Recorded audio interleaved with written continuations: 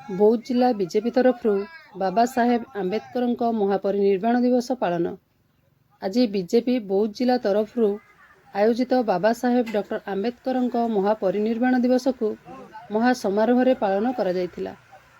एथिरे जिला अनुसूचित जाति मोर्चा सभापति श्री राजीव देहुरी सभापतित्व में अनुष्ठित कार्यक्रम में जिला बीजेपी सभापति श्री विप्रचरण महांती मुख्य अतिथि भाव जोगदे आज दिनर महत्व उपरे आलोचना करी तांकर अभिभाषण प्रदान करथिले।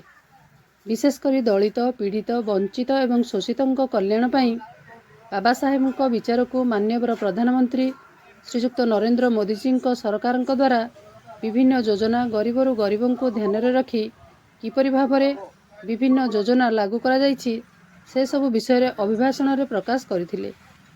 आजिर एही कार्यक्रम आरंभ रे जिला कोर्ट पाखरे थिबा डॉक्टर बाबा साहेब आंबेडकर प्रतिमूर्ति रे उपस्थित नेतृवृंद पुष्पांजलि प्रदान करथिले।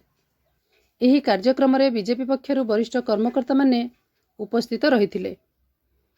बौद्धरू बैद्यनाथ सामल सहित हरभंगारू चित्तरंजन सिंह रिपोर्ट, मो जिला खबर।